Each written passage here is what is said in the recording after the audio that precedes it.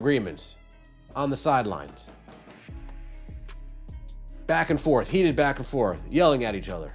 The Indiana fever has officially reached a historic, irreversible boiling point, and a terrifying, toxic environment is festering on its periphery. The coaching staff of a professional sports team should, at the least, safeguard the greatest generational talent in the sport's history, nurture her brilliance, and provide a respectful environment. Rather, what the world is seeing in Indiana goes well beyond poor basketball strategies. It has turned into a violent, widely reported, and extremely unsettling power battle. Here at Hoops Legacy, we don't sugarcoat the facts. Welcome back. The mainstream media narrative is totally shattered when we call a spade a spade. We're going to analyze a video that went viral today and shocked the entire sports world. We are discussing fresh, unquestionable video evidence of Caitlin Clark forcibly yanking her arm away from assistant coach Brienne January and head coach Stephanie White when they were on the bench. This squad is being intentionally destroyed from the inside out by the toxic mean girls culture, persistent nagging, and physical yanking. Now that the gloves are off, it's time to express what the mainstream media is too scared to acknowledge. Caitlin Clark needs to make plans for her departure and leave Indianapolis as soon as possible. Let's analyze the video that has everyone on the internet on edge. Due to the fact that this is not a singular occurrence, there have been at least 5 or 6 instances of this pattern of psychological sabotage and physical intimidation. How do coaches handle their absolute superstars in the NBA or WNBA? On the sidelines, do you notice anybody taking LeBron James by the arm and whirling him around? Do you see anyone angrily blaming Giannis Antetokounmpo or Luka Doncic? Have you ever witnessed Becky Hammond rage at A'ja Wilson in the middle of a game or physically pull her? No, you haven't. Because genuine instructors value genuine talent. They recognize that a superstar is a collaborator rather than a subordinate who needs to be physically subdued. However, things are entirely different in Indiana. It's a performance. It's a production. In order to convince Caitlin Clark and the world that she is not as exceptional as everyone claims, it seems as though the coaches and staff are desperately trying to bring her down. It is blatantly unprofessional, jealous, and envious. Caitlin Clark is seen approaching the bench in the most recent and damning video from yesterday night. Stephanie White, the head coach, reaches out, takes Clark firmly by the arm, and tries to draw her in. Caitlin Clark violently yanks her hand and arm away from her head coach without pausing for a second. She was yelling with her body language, "Get your damn hands off me." I didn't see this. Caitlin Clark ripping her hand away from Stephanie White. Get your damn hands off me. Get your damn hands off me. And then Stephanie White's reaction is, "Hey! Get your damn hands off me. Hey! Hey! Yeah, no, get your damn hands off me." The fuck is this? You think we're in high school? You think you're Bobby Knight? Stephanie White, you ain't fucking Bobby Knight. Sorry. You're not Bobby Knight. You couldn't even shine Bobby Knight's shoes. You couldn't even put on his socks. You couldn't even iron his clothes. Take a look at that exchange. Take note of Caitlin's unadulterated defiance. She has reached her limit and pulls her arm off completely. Because her star player openly refused to be physically subdued, Stephanie White's reaction on the sidelines was one of immediate terror and rage, displaying a look of pure venom. Stephanie, do you believe that you are Bobby Knight? Do you really believe that you can demonstrate your dominance by physically yanking a generational celebrity on national television? Bobby Knight's sneakers were impossible to polish. You were not allowed to wear his socks or iron his clothes. You have a serious ego issue and are a mid-tier coach. And you're driving a Ferrari like a cheap rental car right now. Attempting to forcibly subjugate the person who is saving your league on his own is not how you develop a franchise. However, the head coach is not the end of it.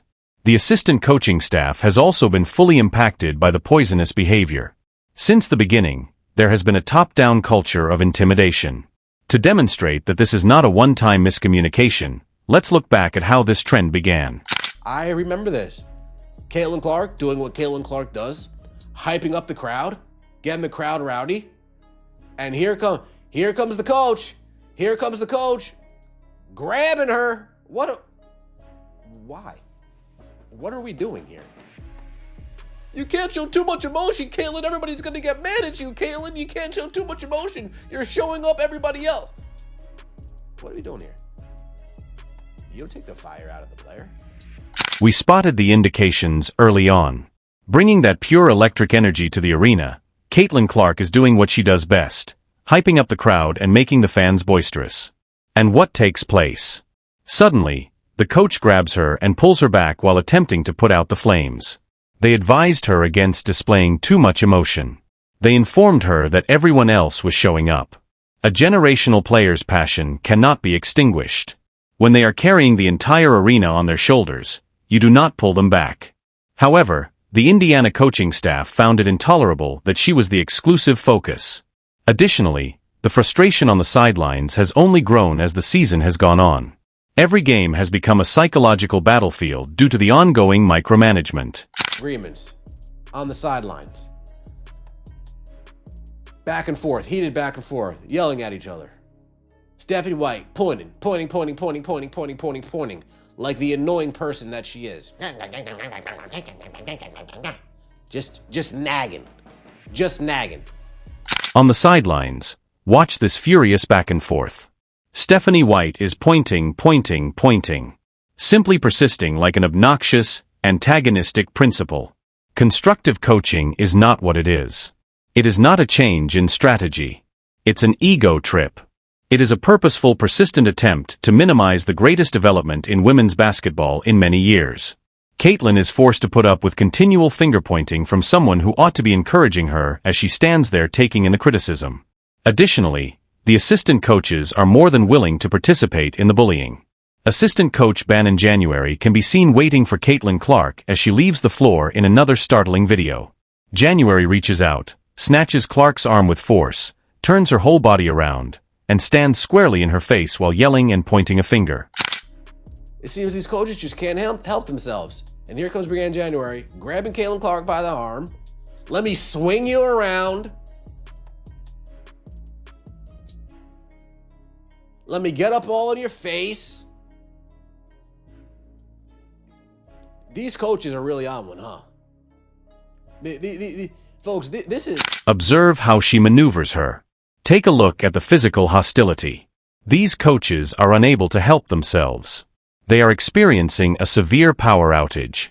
Once more, in order to regain her breath on the bench, Clark must physically move away from her own coaching staff. Consider the utter insanity of what we are seeing. Is there another superstar in professional sports who engages in such forceful touching and physical yanking? Can you envision Eric Spoelstra taking Jimmy Butler by the arm in that manner? On the sidelines, do you see Steve Kerr tugging Stephen Curry around violently? No, it isn't found anywhere else in the WNBA or NBA. When a coach needs to talk to a superstar, they do so in person and with professional deference. They do not treat an international icon like a disruptive adolescent in a high school hallway. They do not grab, pull, or push. Additionally, it compels you to pose the most awkward and contentious issue that no one else in the sports media has the guts to raise. Why is Caitlin Clark the only player on this team being physically restrained by the coaching staff? Why do neither Bon January nor Stephanie White ever forcefully touch, yank, or grab any of the melanated players on the Indiana Fever roster? Why do they only feel safe physically yanking a white girl from Iowa on national television? Do they believe that her courteous Midwest manner will allow them to get away with it? Do they really believe that because she won't defend herself in public, they can physically subjugate her, reduce her brilliance, and keep knocking her down? It's beginning to make perfect, horrifying sense. This is a real-time version of the Mean Girls movie. This is the culture of Regina George. Your front office and coaching staff are incredibly insecure. They're jealous. The fact that a 24-year-old rookie is far more talented than them, far more well-liked than them, and producing every single dollar of this franchise's valuation makes them envious and feels totally threatened. They are making a concerted effort to put out her fire. Take a look at the extent of this toxicity during gameplay. We all remember this from the other day. Caitlin Clark and Brianne January heated on the bench again. Woo! Damn! Forgot how much fire that this clip had. Oh, damn. Yeah. Remember that? Yeah. There's a lot of this going on. But Take a look at the bench. You could cut it with a knife because the tension is so thick. Brianne January and Caitlin Clark squared off once more on the bench. You can learn all you need to know about this team's internal breakdown from the fire in this clip. Caitlin is all by herself. A deep, magnificent logo 3 is hit by her. She makes everyone get up, and as she passes Stephanie White, she gives her a fast blind high five without even looking at her. Why? Because Clark is already aware that if she makes a spectacular shot, White would bench her for the following possession in order to stifle her stats and stop her momentum. The animosity is evident even in the news conferences held after the game. Stephanie White utterly neglects to give credit to Caitlin Clark when reporters question her about her remarkable performance and tenacity. She won't compliment her in any way. Giving flowers to Caitlin Clark literally causes her to become allergic. Why? Because everything they are not is embodied by Caitlin Clark. Kelly Kroskoff, Amber Cox, the ownership group, and the Indiana Fever front office have purposefully replicated the 2016 Indiana Fever regime. In order to replace number 22, they specifically brought back the old guard, the old players, and the old coaches. They wish to convince her of something. They wish to demonstrate to her that she is not superior to the league. And if that means they defeat their own superstar in an internal power struggle, they are more than willing to lose basketball games and play in front of empty seats. The Fever Group is secretly aware that Caitlin Clark will leave them the moment her contract permits them. They are aware that she will abandon them at the prom. That's precisely why their marketing department is suppressing Clark on their social media platforms while frantically promoting bench rotation players like Raven Johnson. They are aware that they have already ruined the relationship, therefore they are attempting to forge an identity without her. They know they treated her more like an adversary than a savior, therefore they are getting ready for her departure. You must quit supporting the Indiana Fever if you are a sincere admirer of Caitlin Clark. She is not worthy of this franchise. They purposefully create a nasty, physically abusive work environment for the top celebrity in the sport because they do not respect her. Clark needs to find the closest way out. She must either demand a trade or count down the days until she can sign a contract with a legitimate company that knows how to handle a celebrity with respect. The Indiana Fever may immediately resume playing in front of 4,000 spectators like they did before to her arrival, and her admirers will follow her wherever she goes. What are your thoughts on this startling, widely shared sideline video? By physically grabbing and pulling Caitlin Clark on the sidelines, are Stephanie White and Brienne January going too far? Is Clark's demand for a trade out of Indiana now official? Leave your most explosive, unvarnished opinions in the comments section below. We read each and every one. Click the subscribe button now if you want to see the unadulterated truth about the toxic politics and genuine drama of the WNBA that the mainstream networks are actively attempting to suppress. Make sure you never miss a deep dive documentary breakdown by destroying the notification bell. Officially, the boiling point has been reached, and the resistance will not give up. Hoop's legacy is this. Next time, we'll see you.